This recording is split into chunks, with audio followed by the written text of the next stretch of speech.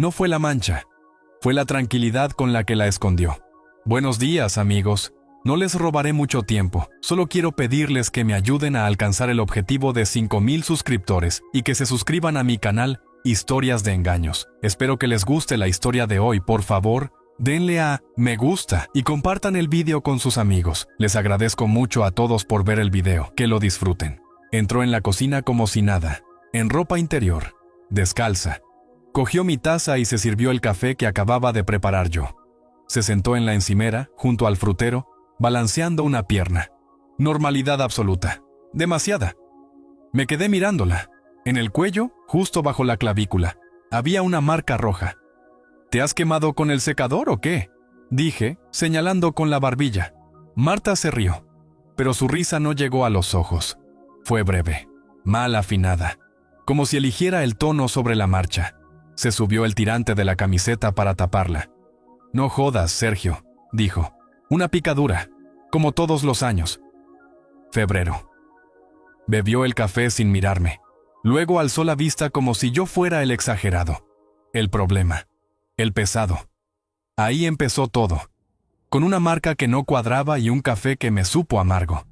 Llevábamos 12 años juntos, 10 casados, un hijo.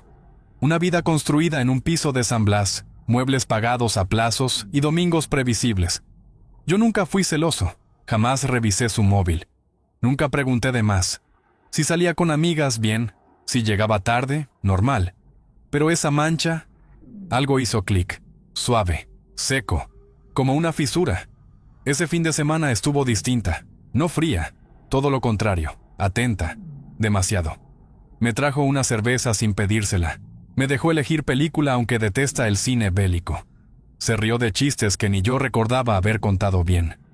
El sábado por la noche quiso acercarse, y ahí llegó el segundo clic.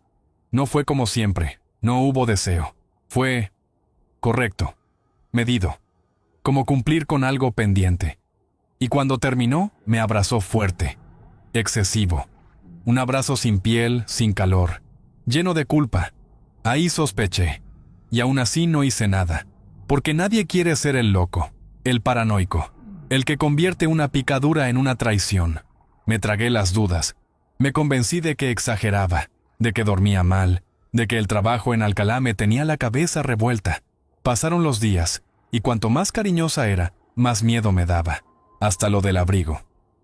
Un jueves, al volver del trabajo, vi su abrigo gris colgado en el perchero. Ella me había dicho por la mañana que comía en la oficina. El abrigo estaba seco, sin rastro de lluvia. Cuando llegó a las 7, llevaba otro, negro. ¿Has venido a casa al mediodía?, pregunté, fingiendo indiferencia. No. ¿Por? Por el abrigo. Ah, eso. Lo traje ayer. Se me olvidó decírtelo. No tenía sentido. El día anterior había hecho sol, y el abrigo olía a perfume, fresco. Uno que no era el suyo. Ahí se encendió la alarma, y ya no se apagó. Empecé a mirar distinto, a escuchar con precisión quirúrgica. Me volví callado, observador. No acusaba, no preguntaba, pero dejé de sonreír. Ella lo notó. Una noche, cenando, me miró fijo. ¿Te pasa algo? ¿No? Estás raro. La miré yo, no dije nada. Sonrió. Esa sonrisa educada, incómoda. Bajó la vista al plato. Ahí supe que no estaba solo en mis dudas. Ella también sabía que yo sabía algo. Los días siguientes fueron una espera silenciosa. Desayunos sin mirarnos. Frases justas. Un teatro de pareja funcional. Una herida abierta fingiendo que no sangra. Y entonces, como siempre, fue un detalle mínimo el que me empujó. El viernes por la tarde, Marta salió del trabajo, supuestamente, a las 7. Y ese fue el momento exacto en el que todo empezó a romperse de verdad. No fue una corazonada. Fue verla subir al coche. Salí antes del trabajo y pasé por su oficina en Chamartín a recoger un paquete. Pensé en esperarla, volver juntos, fingir normalidad. Aparqué cerca y entonces la vi cruzar la acera desde el lado contrario. Caminaba deprisa. Demasiado. Se detuvo en la esquina. Un coche gris frenó frente a ella. No era taxi, no era VTC. Lunillas tintadas, motor encendido. Marta se subió sin mirar atrás, como quien llega tarde a algo importante. No me vio. Yo estaba lejos, clavado al asiento, mirando cómo se perdían. No sentí celos, sentí certeza. Me fui a casa en silencio. Esa noche no pregunté. Ella tampoco explicó. Dijo que había tomado algo con una compañera para desconectar. Asentí, me duché, cenamos sin hablar. Un rato de televisión, a la cama. Ella cayó enseguida. Yo no pegué ojo. Al día siguiente entendí que ya no valía mirar su móvil. Si había algo, estaría limpio, borrado. Así que hice algo que no había hecho en 12 años. La seguí. El sábado dijo que iba de compras, cena de empresa el jueves. Se arregló más de lo normal. Tacones, maquillaje, perfume. Yo dije gimnasio. Salí 5 minutos después. La seguí hasta un centro comercial a las afueras de Getafe. No entró en ninguna tienda. Fue directa al aparcamiento subterráneo. Un coche la esperaba. Se subió sin dudar. Ahí ya no había interpretación posible. Volví a casa, ducha, cerveza, sofá. Pensé. No dolía el engaño. Dolía el modo, la facilidad, la indiferencia. Como si yo fuera un mueble, algo que se esquiva. No sentí rabia, sentí humillación. Volvió 5 horas después con una bolsa de Zara. Beso en la mejilla. ¿Qué tal el gym? Bien. Propuso cenar fuera. Dije que no. No insistió. No le importó. Se duchó y se encerró a ver series. Yo me quedé mirando la tele sin verla. No quería venganza, quería una verdad sólida. El domingo fui a ver a Iván, un amigo de la universidad. Informático. No pidió detalles. Me dijo que si quería saber podía ayudar. Instaló una aplicación en el portátil de casa. Registros, accesos, conexiones. Nada en su móvil. Si usaba el wifi, dejaría rastro. Ahora solo espera, me dijo. Y por primera vez, no tuve prisa. Las siguientes 48 horas fueron inquietantemente tranquilas. Demasiado. Yo fingía concentración en la oficina, pero cada noche revisaba los registros. Al principio, nada concluyente. Nombres raros en Telegram. Un correo abierto desde una IP que no reconocía. Pequeñas grietas. Nada más. Hasta el martes. A las 10 de la mañana, mientras estaba en las tablas, vi una conexión distinta. Una cuenta con un nombre que no era el suyo. No era ningún correo conocido. Pero el registro mostraba algo claro. Esa cuenta accedía a carpetas compartidas desde nuestro portátil. Y en una de esas carpetas, había archivos. Esperé a llegar a casa. Marta ya dormía. Abrí el portátil con guantes, como si pudiera borrar lo que iba a ver. Ridículo. Entré en la carpeta. 3 fotos. En la primera, estaba en una terraza que no era la nuestra. Copa de vino en la mano. Sonrisa relajada. En la segunda, abrazada a alguien. No se le veía la cara, pero sus manos descansaban en su cintura. Demasiado familiar. En la tercera, se besaban. Ahí no hubo dudas. No era una compañera, no era una cena de empresa, no era una picadura. Cerré el portátil despacio. No grité, no lloré, no rompí nada. Fui a la cocina, abrí una cerveza y me senté. Pensé en preguntarle quién era.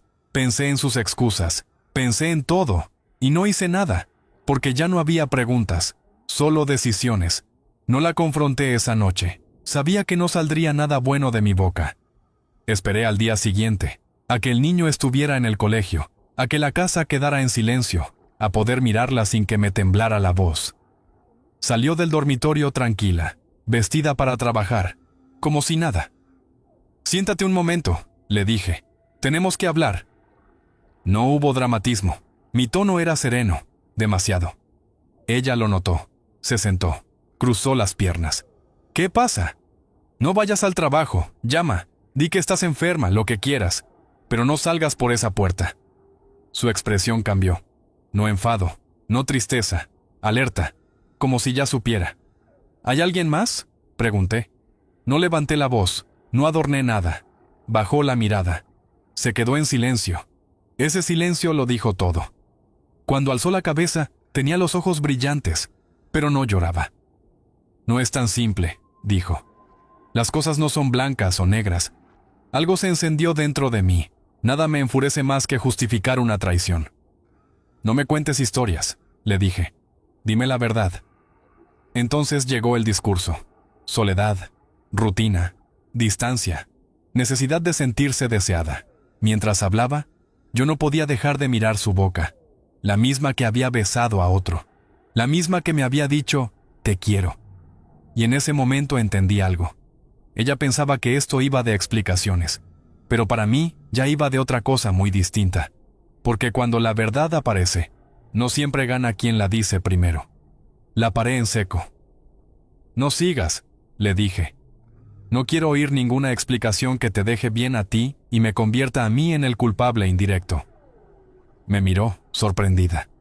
Respiré hondo. Sé que me estás engañando. No lo sospecho, no lo intuyo, lo sé. Algo cambió en su cuerpo. Se irguió en el sofá, tensa. ¿Cómo?, preguntó, casi en un susurro. Da igual, respondí. Lo único importante es que ya no hay vuelta atrás. Ya no estamos hablando de suposiciones. Y ahí explotó. Pasó de la contención al ataque.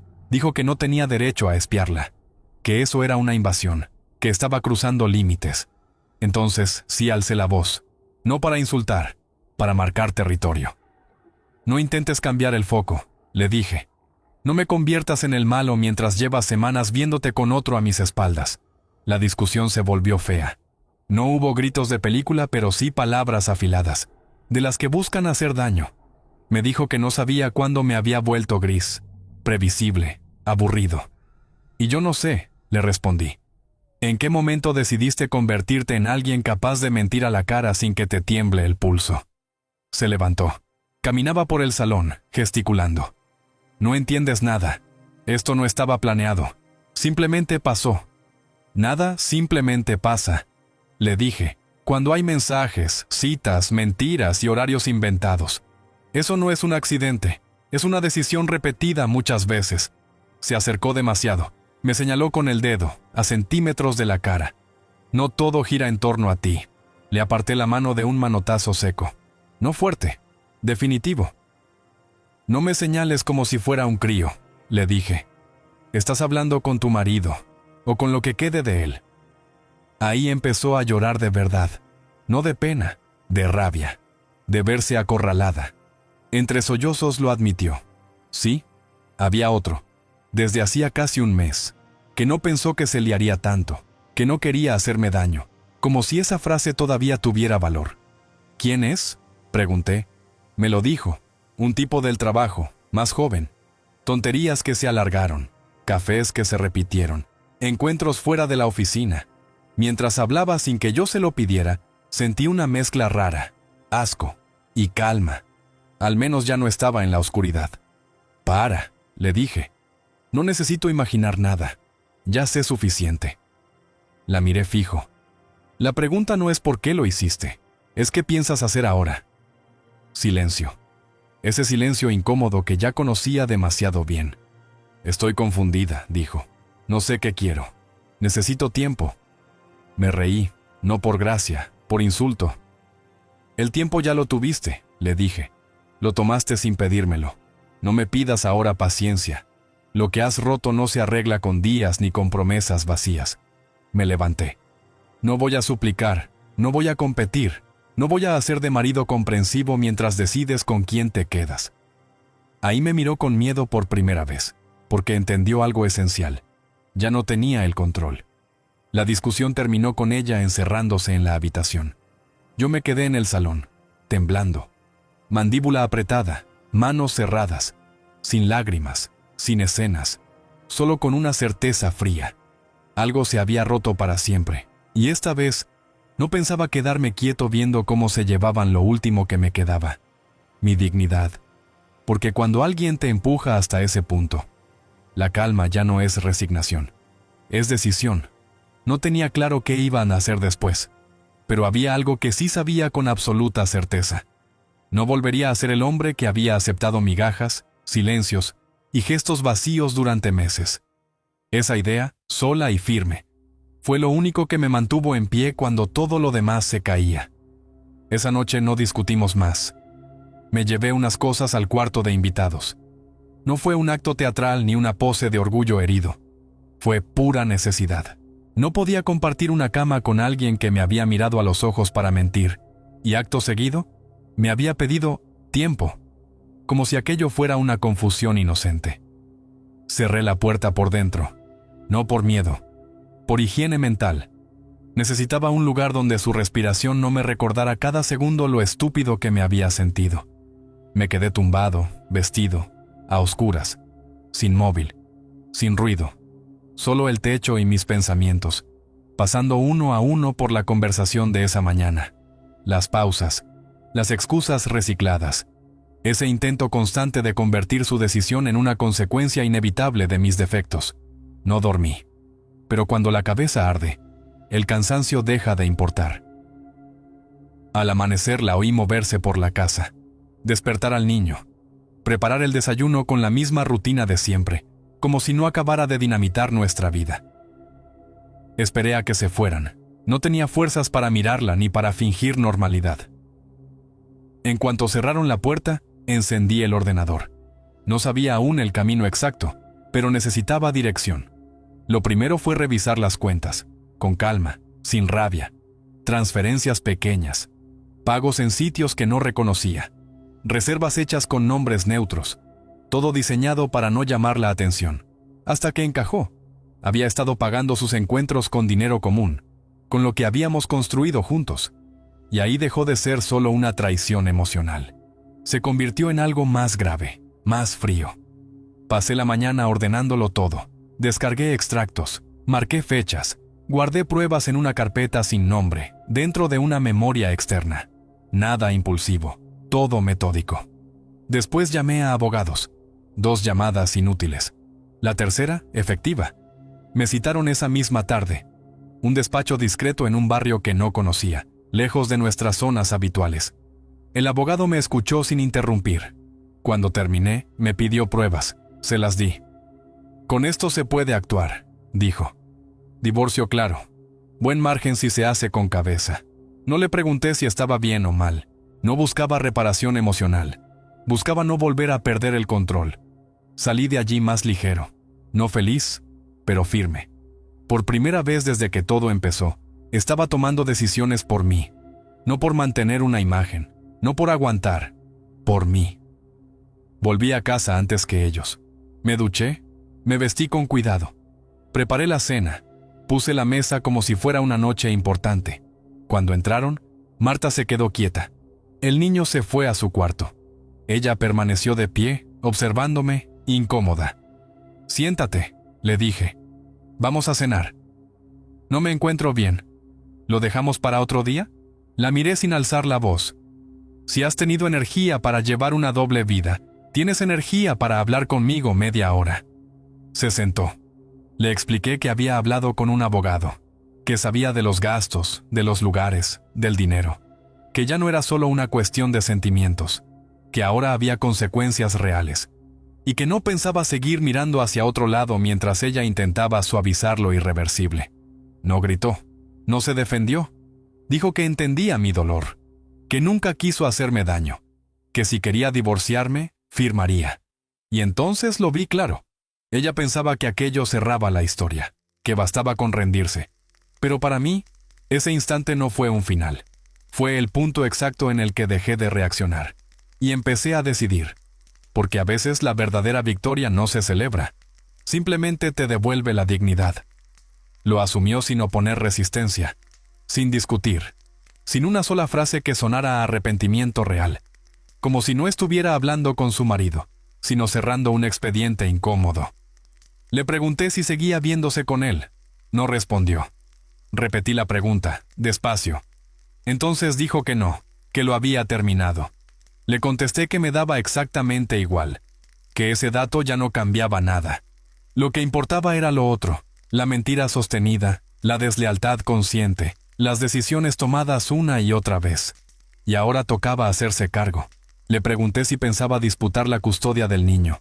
Dijo que no quería hacerle más daño, que si yo me quedaba con él, estaba bien. No sentí alivio, solo peso. Me preguntó si iba a contarle algo al crío. Le dije que no era un imbécil, que un niño no debe cargar con los errores de sus padres, pero que tampoco iba a fingir una vida familiar que ya no existía solo para mantener una fachada. Terminamos de cenar en silencio. Ella recogió los platos, fregó, ordenó la cocina. Después se encerró en el dormitorio. No hubo más palabras. Yo me fui al despacho. Esa noche escribí mensajes que no pensaba enviar por WhatsApp. Cartas formales, una para el colegio, otra para el pediatra, otra para mi jefe. Iba a necesitar tiempo, margen, explicaciones mínimas. Todo para proteger al único que no había elegido nada de esto. Luego me puse a ordenar, documentos, carpetas, extractos. Limpié el portátil.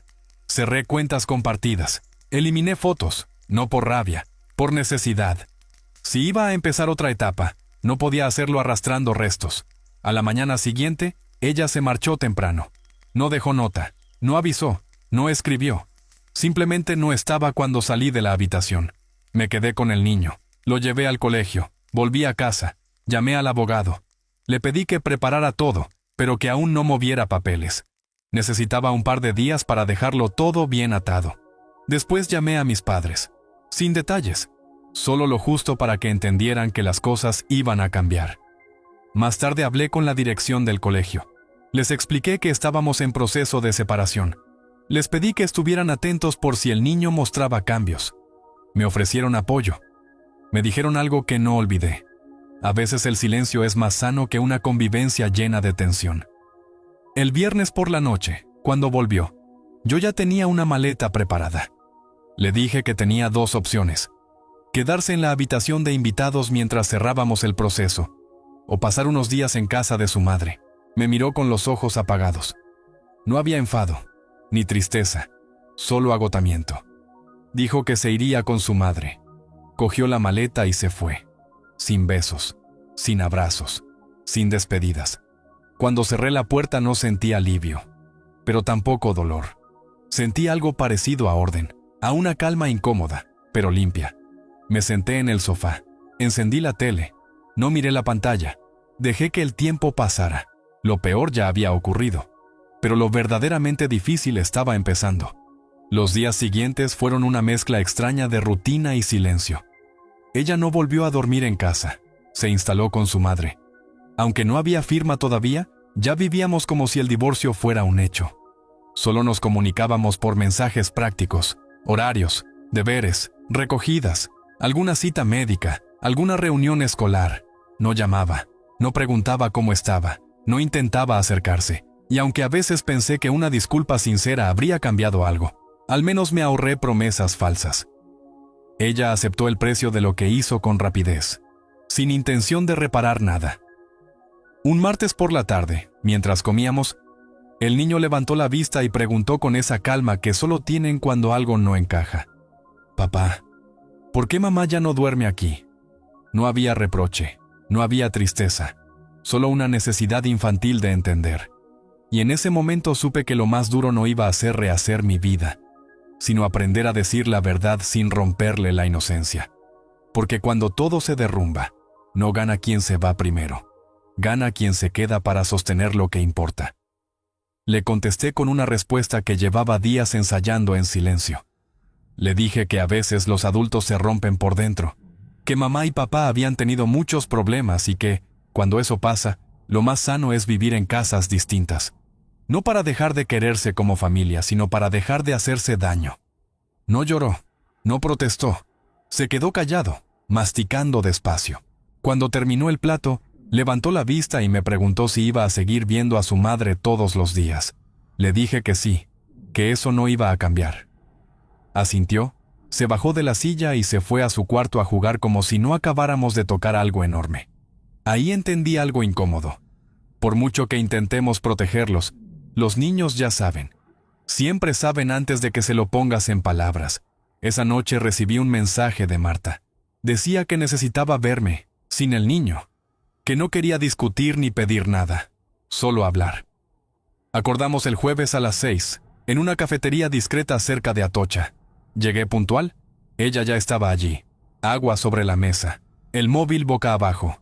Sin maquillaje. Cara de agotamiento. Nos saludamos con un gesto leve. Nada más. Pedí un café. Hubo silencio. Largo. Hasta que habló. Dijo que no esperaba perdón. Que no iba a pedirme volver. Que no iba a suplicar. Que había pensado mucho en todo y que, aunque ya no tuviera arreglo, necesitaba decir algunas cosas para poder seguir adelante sin ruido en la cabeza. Le dije que hablara. que no prometía nada, pero que escucharía. Contó que todo empezó sin intención, que no fue un plan ni una locura sexual, que fue una forma de sentirse distinta durante un rato. Dijo que llevaba tiempo sintiéndose atrapada, desconectada, sin saber cómo hablar conmigo sin que todo pareciera un reproche. Le respondí que nada de eso justificaba una traición, que todos atravesamos etapas malas, que si cada vez que alguien se siente vacío se acuesta con otro, el mundo sería un vertedero emocional. No discutió, asintió. Dijo que no buscaba excusarse, solo contarme cómo lo vivió. Me habló del otro, nombre, edad, trabajo. Dijo que al principio él no sabía que ella seguía conmigo, que cuando lo supo quiso cortar, que fue ella quien insistió en seguir, que no estaba enamorada, que no lo veía como una pareja, que era una salida de emergencia. Le pregunté si seguía viéndose con él. Dijo que no, que lo había terminado después de nuestra conversación. Le pregunté si tenía alguna intención real de volver conmigo. Negó con la cabeza. Dijo que aunque le doliera admitirlo, lo nuestro ya estaba roto más allá del engaño, que algo se había desgastado mucho antes. Le dije entonces lo que más me había dolido. No el sexo, no el otro tipo, sino las semanas de mentira, las noches abrazándome mientras planeaba encuentros, el fingir normalidad mientras yo seguía creyendo que estaba solo en su cabeza. Bajó la mirada, tragó saliva. Dijo que sí, que esa era la parte más sucia, la que no sabía cómo perdonarse. Le pregunté si se arrepentía. Dijo que sí, pero no del todo, que se arrepentía de cómo lo hizo, no de haberlo hecho, que si no hubiera ocurrido, quizás seguiríamos viviendo juntos sin decirnos lo que sentíamos, como compañeros de piso, y que eso también era fracasar. Después de una hora, la conversación se agotó sola. No hubo cierre épico, ni lágrimas, ni promesas. Pagamos a medias. Nos despedimos con un gesto seco. Cada uno se fue por su lado. No me sentí aliviado. Tampoco peor. Me sentí vacío. Como cuando cierras una puerta sabiendo que no se volverá a abrir. Ya no había nada que discutir. Ahora tocaba ejecutar, firmar, dividir, organizar visitas, rehacer rutinas, pasar página no porque quieras, sino porque ya no queda otra. El lunes siguiente volví al despacho del abogado. Llevé lo que faltaba, firmé, dejé que pusieran en marcha la maquinaria. Nada épico, nada solemne. Un par de firmas y una sensación rara en el estómago, como cuando sabes que ya no hay marcha atrás. Ella fue notificada al día siguiente. Me escribió un mensaje breve. Aséptico. Recibido. Hablamos cuando quieras por el niño. No hubo reproches, no hubo negociación, no hubo drama. Y se lo agradecí en silencio porque si algo no necesitaba en ese momento, era más carga emocional. Con el proceso en marcha, empecé a mover cosas en casa. Guardé fotos, aparté objetos suyos, reorganicé armarios. No lo hice con rabia ni con odio. Lo hice como quien necesita que el espacio donde duerme deje de contar una historia que ya no existe. El niño notó los cambios, claro, pero no preguntó demasiado. Una noche, mientras lo acostaba, me miró y dijo, ¿crees que algún día volveremos a vivir juntos? Le dije la verdad, que no lo creía, pero que los dos seguiríamos siendo sus padres, que eso no iba a cambiar. Me abrazó fuerte y se durmió. Yo me quedé en el sofá después, en silencio, pensando en lo que venía. Sabía que iba a doler, que los meses siguientes no serían fáciles, pero también sabía algo nuevo. No pensaba rendirme. Y entonces llegó el mensaje que no esperaba. Era de él. Decía que necesitaba hablar conmigo, que no quería líos, que solo quería aclarar algunas cosas. Le respondí con una sola palabra: mañana. Si tenía algo que decir, que fuera mirándome a la cara, porque después de todo lo ocurrido, había una única cosa pendiente: asegurarme de que nadie volviera a faltarme al respeto sin consecuencias. Al día siguiente trabajé poco. Tenía la cabeza lejos, repasando escenarios. No estaba nervioso, no tenía miedo, tampoco ganas de montar un numerito. Nunca he sido así, pero tampoco iba a permitir que me hablara como si todo hubiera sido un malentendido romántico. Él no me conocía, no sabía lo que habíamos vivido, no sabía lo que es ver cómo tu familia se descompone mientras finges normalidad delante de un niño. Quedamos a las 5, en una cafetería cerca de su trabajo. Llegó tarde. 5 minutos. Mochila al hombro, camisa arrugada. No sonrió, no saludó. Se sentó, pidió una cerveza y me miró. Yo esperé. Fue él quien habló primero. Dijo que entendía que para mí pareciera un cabrón, que comprendía mi postura, que no quería que pensara que actuó con mala intención. Le levanté la mano. Para, le dije. No estoy aquí para escuchar discursos defensivos. Si me has citado, dime lo que tengas que decir. Tragó saliva. Bajó la voz. Miró alrededor. Me contó que no sabía que ella seguía conmigo. Que desde el principio le dijo que la relación estaba muerta. Que vivíamos juntos solo por el niño. Que dormíamos separados. Que lo nuestro era un acuerdo logístico. Dijo que se lo creyó. Que no tenía motivos para dudar. Que no fue él quien la buscó. Que fue ella quien empezó a escribirle. A quedarse hablando después del trabajo. A proponer cafés fuera de horario. A insinuar que necesitaba volver a sentirse viva. No me sorprendió. Era exactamente lo que había imaginado. Le pregunté por qué me lo contaba ahora. Dijo que desde que supo la verdad no dormía bien. Que en el trabajo se respiraba algo raro. Que su jefe sospechaba. Que algunas compañeras hacían preguntas incómodas. Que sentía que caminaba sobre terreno inestable. Y que no quería cargar con la etiqueta de haber destruido una familia. No quiero problemas contigo, me dijo. Solo quiero que quede claro. Lo miré unos segundos antes de hacerle la última pregunta. ¿Sigues hablando con ella? Y en ese instante supe que su respuesta iba a decirme mucho más de lo que él creía. Porque hay verdades que no necesitan gritos, solo una pregunta bien colocada. Negó despacio. Dijo que ya no había contacto alguno. Le pregunté si pensaba seguir en la empresa. Contestó que estaba moviendo currículums. Solté una risa seca, sin humor, y le deseé suerte. Me levanté para irme, y entonces me pidió un segundo más. Dijo que necesitaba disculparse, no por haber estado con ella, sino por algo más simple y más feo. Por no haber comprobado nada, por haberse creído una historia cómoda, por no haberse detenido a pensar si estaba entrando en algo que no le correspondía. Le dije que aceptaba las disculpas, pero que no reparaban nada, que podía dormir tranquilo si quería, que yo ya estaba fuera de su ecuación, que lo que me había destrozado no llevaba su nombre. Era ella. Se quedó sentado, hundido, con la mirada perdida. Yo me marché.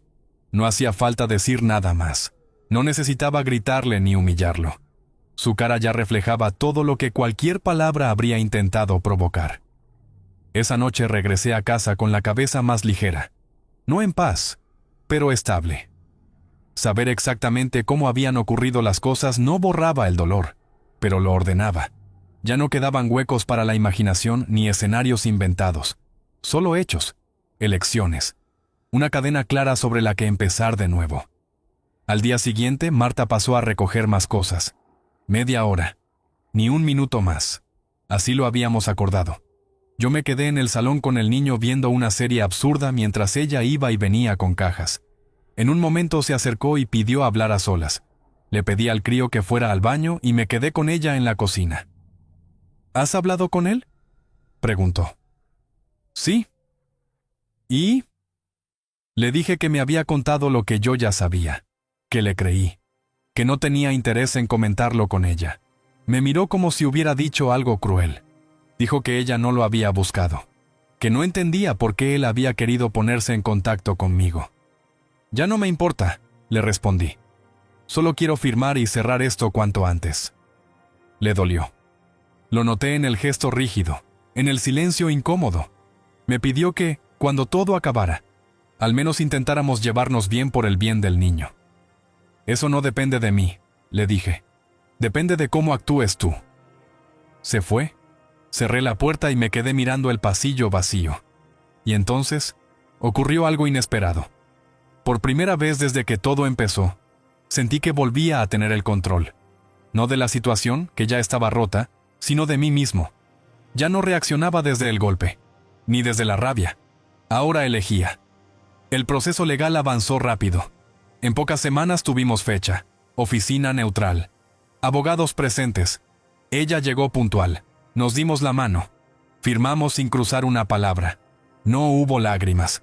No hubo reproches. No hubo escena final. Salimos del edificio como dos desconocidos que se cruzan sin historia compartida. Eso fue todo.